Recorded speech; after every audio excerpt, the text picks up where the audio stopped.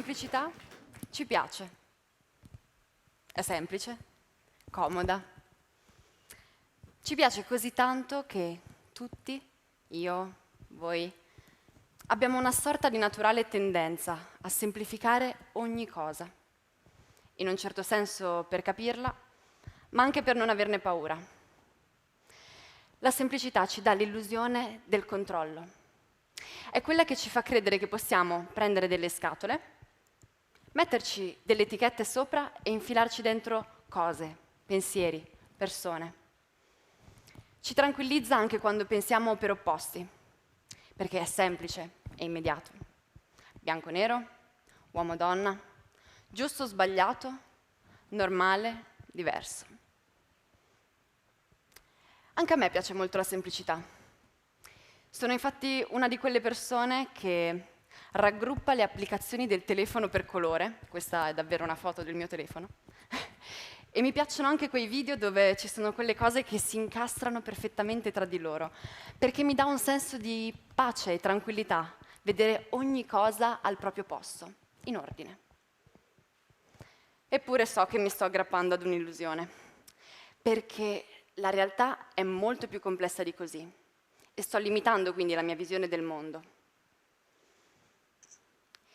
Quando parliamo di sessualità, questo errore di semplificazione è particolarmente comune. Crediamo infatti che si possa essere una o l'altra cosa, in maniera molto binaria. Possiamo essere uomini o donne. Possiamo essere etero o gay. Possiamo anche essere monogami o non monogami, tutte caratteristiche opposte e dai confini ben definiti. Quando io ero al liceo questa tendenza a semplificare mi ha decisamente portato a un momento di crisi, in particolare quando mi misi a chiedermi se effettivamente mi piacessero gli uomini o le donne. Ecco, ne parlai con un amico e questo con tutta la tranquillità del mondo mi rispose: beh, ma perché scegliere? Magari ti piacciono entrambi. Entrambi.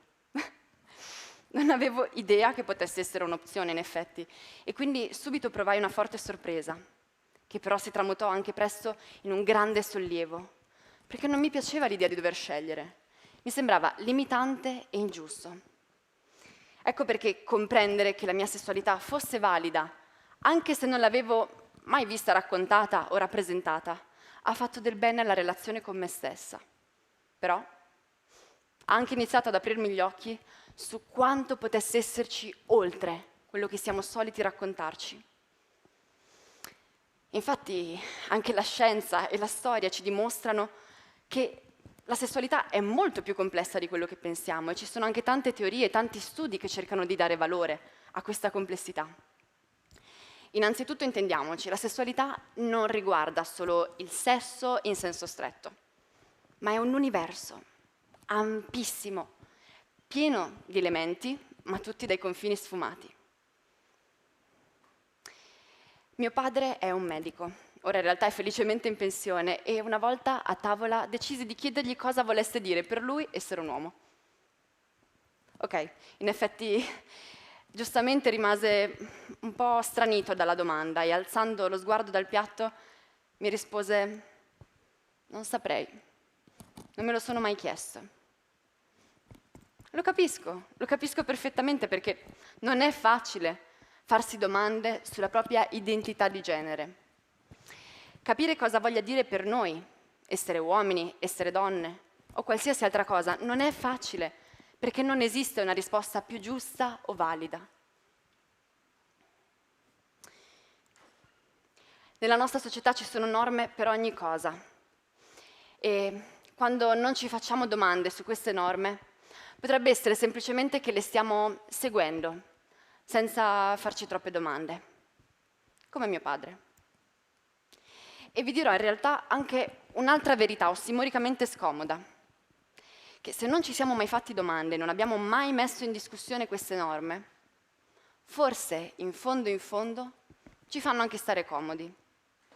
Allora io qua vi suggerisco di chiedervi perché ci stiamo comodi, se davvero ci stiamo comodi.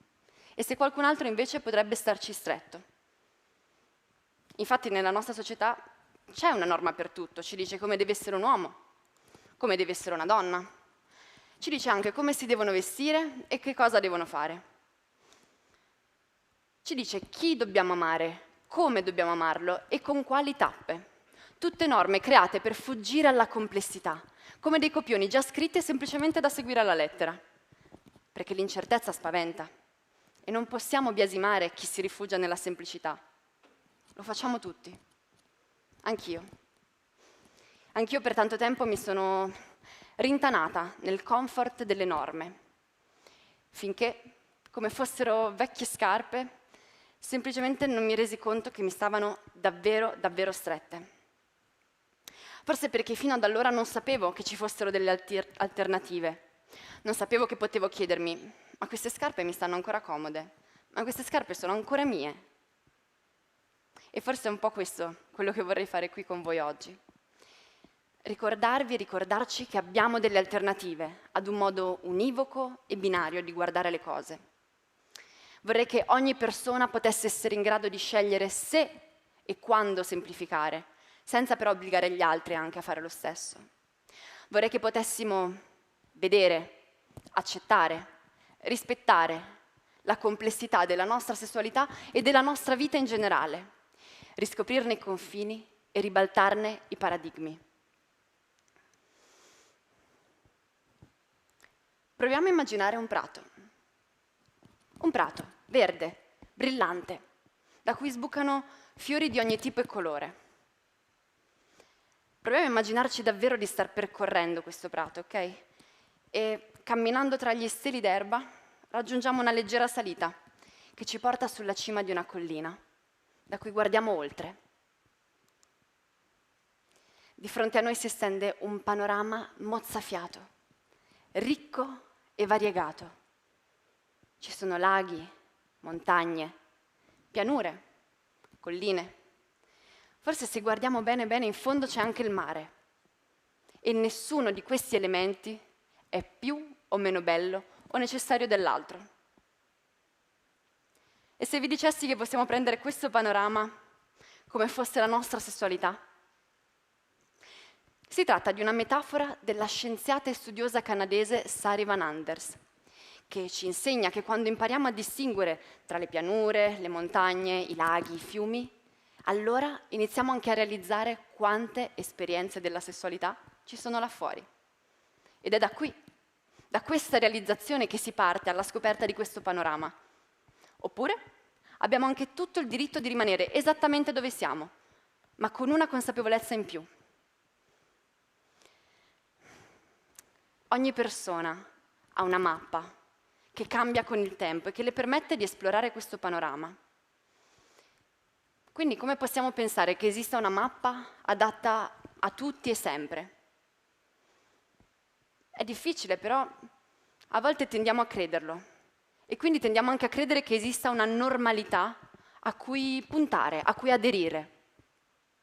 Sono ancora tantissime le persone che si rivolgono a me o alla mia associazione che si chiama Virgin and Martyr e ha proprio l'obiettivo di portare più consapevolezza nell'educazione sessuale e socio-emotiva, che ci chiedono se sono normali, se i loro corpi, i loro desideri, le loro identità sono normali. Ma cosa vuol dire normale?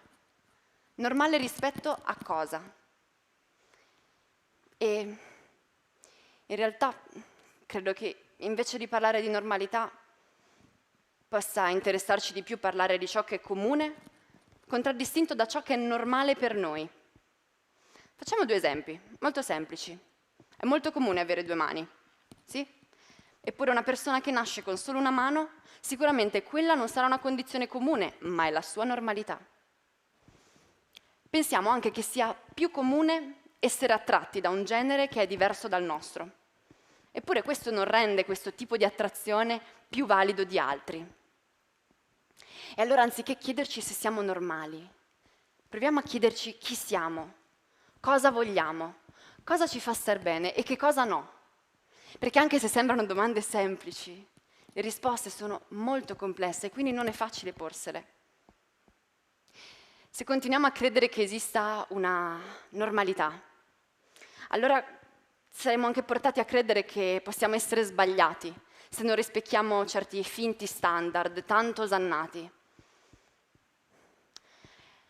E allora in questo modo è chiaro che veniamo portati a provare rancore anche nei nostri stessi confronti se non rispecchiamo quegli standard, se non siamo abbastanza normali. E per l'ennesima volta io lo capisco questo, perché anch'io ho combattuto tante battaglie contro me stessa. Mi sono incolpata, mi sono giudicata, mi sono ferita. Me la sono presa con me invece che prendermi per mano e permettermi di esplorare il panorama secondo le mie regole. Ecco perché penso che parte della soluzione sia proprio il lavoro individuale che ciascuno di noi può fare su se stesso. Io quello che ho imparato nel mio percorso e che mi ha permesso di allontanarmi dall'idea di non essere abbastanza è stato un lento e graduale cambio di approccio nei miei confronti. Ho iniziato a capire che per affrontare tutte le difficoltà di questo mondo è importante che io sia la mia più grande amica, sostenitrice e alleata, che devo ringraziarmi per tutto quello che faccio, anche nei giorni no, che posso coccolarmi, permettermi di stare bene e smetterla di giudicarmi. Essere gentili con noi stessi è sicuramente un approccio che può migliorare con il tempo e una scelta attiva che tutti possiamo fare ogni giorno. Però non basta. Non basta se non lo uniamo a un lavoro culturale. Perché serve infatti uno sforzo collettivo per evolvere come società e sostituire norme e confini definiti e omologanti in una cultura che celebri l'unicità delle nostre esperienze e prospettive. E allora, se ognuno di noi è parte attiva della propria cultura e ha quindi la responsabilità di fare qualcosa, qualsiasi cosa sia nelle sue mani, per permettere a ciascuno di noi di percorrere il panorama secondo le nostre regole, allora è importante che facciamo qualcosa. Iniziamo col confrontare le nostre mappe, i nostri panorami. Proviamo a aprire dialoghi onesti e rispettosi su tutto ciò che riguarda il corpo, le identità, le emozioni, e facciamolo a scuola, a casa, in famiglia e anche al lavoro. Perché abbiamo tutti il diritto di essere noi stessi. Quindi sì, riscoprire e ampliare la nostra visione, rispettando quella altrui, è davvero possibile e può fare davvero tanta paura. Ma vogliamo mettere quanto più spazio c'è per essere noi stessi? Grazie.